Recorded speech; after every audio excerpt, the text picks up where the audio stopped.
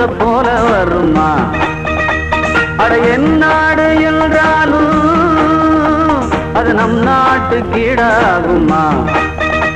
பல தேசம் முழுதும் பேசும் மொழிகள் தமிழ் போல் இனித்திடுமா? சொர்க்கமே என்றாலும் அது நம்மூரை போல வருமா?